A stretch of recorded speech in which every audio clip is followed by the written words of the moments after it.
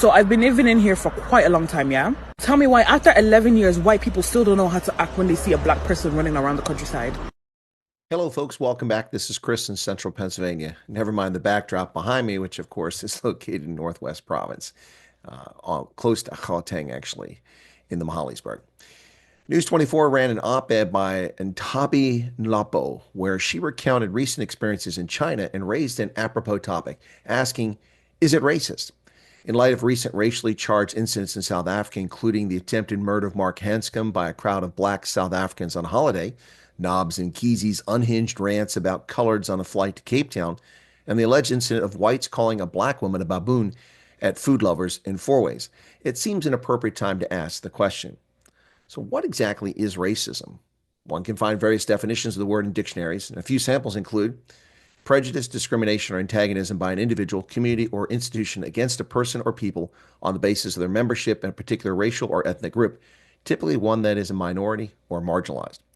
Or the belief that different races possess distinct characteristics, abilities, or qualities, especially so as to distinguish them as inferior or superior to one another.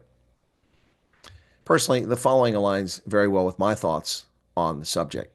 Racism is a belief that one race is superior to another and has the right to dominate them. It can also be identified as the process by which systems, policies, actions, and attitudes create inequitable opportunities and outcomes for people based on race. Which gets us back to the News24 op-ed. On a recent trip to China, Talon Bezuidenhout was stared at. Her hair was touched many times, and curious locals wanted photos with her. Had she assumed they were all racist, she writes her trip would have been miserable.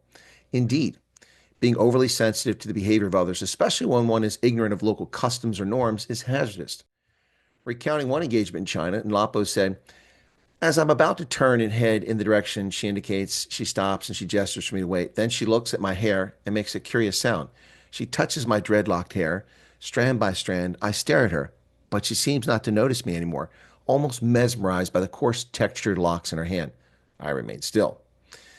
It's comical how many black folks act as if they're the only people who ever experience racism or odd behavior from others who are different than themselves. I always find interesting, you don't know what it's like to be black. Okay, really? So what does that imply? That I don't know what it's like to be discriminated against or treated differently because of my race? That's just a foolhardy statement for you to make. All over Africa, I've been places where I was the first white person folks ever saw, especially young kids.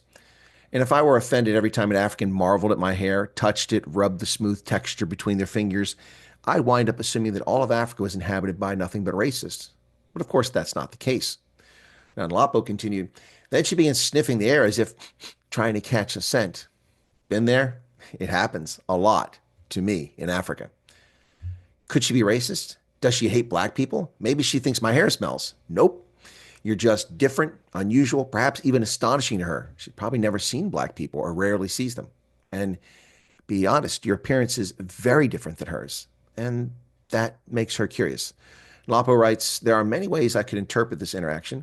I've seen people complain about visiting countries like China where there are relatively few black folks and experiencing some level of racism, which ranges from intense staring to unpleasant looks and blatant racist name calling. Often they're offended that people stare at them, ask for photos, or touch their hair. My experience, however, felt devoid of any racial undertones, or perhaps I'm simply naive. Well, you're not naive. You are objective, something that a lot of Americans, Brits, and South Africans should strive for themselves.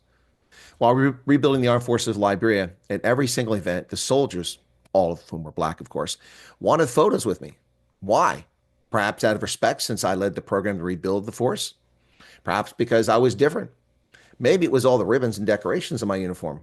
Or perhaps it was simply because, in their eyes, I was the chief.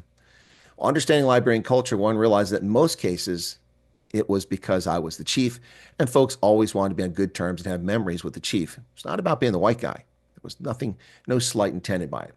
Now, Nlapo asks, does it make it right that when they do see a black person, they are so curious that they want to touch you? That's debatable. Well, sure, Nlapo, it is debatable, but it's certainly not racist. I've been touched in that fashion by black folks countless times, and I take no offense as none is intended. Now, she reaches an insightful conclusion. She said, but I imagine if I encountered a blue person, I might be tempted to touch them too. Indeed, you might very well. It doesn't make you a racist. It just makes you curious. Now, I try to help folks make the distinction between bigotry, racism, bad manners, and curiosity. There are distinctions, folks. However, in the South African context, on social media and in legacy media, any perceived slight by a black South African is depicted as racism, regardless of the merit of the conclusion, most of which are false. Clear, blatant examples of racism directed against minority South Africans are ignored, dismissed, or actually official policy, like the racial discrimination in the broad-based economic empowerment program, government tenders, and university admissions. Legacy media seeks out any claim of racism when the allegation is directed against a white or other minority South African, all too often accepting allegations with little to no evidence and no effort to investigate it, only to later discover not only no merit, but all too frequently there was no racism, or there was, but the victim was the accused. Recent examples include the Pretoria High School for Girls, Hank's Old Irish Pub, and what happened to Emma Etzebeth in the build-up to the World Cup in 2019. So many other instances of false racism and the racism actually committed by the people making the allegations, while the country lost its mind and bayed for blood. Now, this is not to say that racism doesn't exist. It clearly does and always will. As long as human beings are around, stupidity will be there. The good news is that there are actually very few genuine racists. The bad news is that there are an awful lot of bigots. But bigotry is a learned behavior or worldview that can be unlearned, unlike racism, which seems to be in the very core of a racist. The next time one hears an allegation of racism, pause for a moment to take it all in.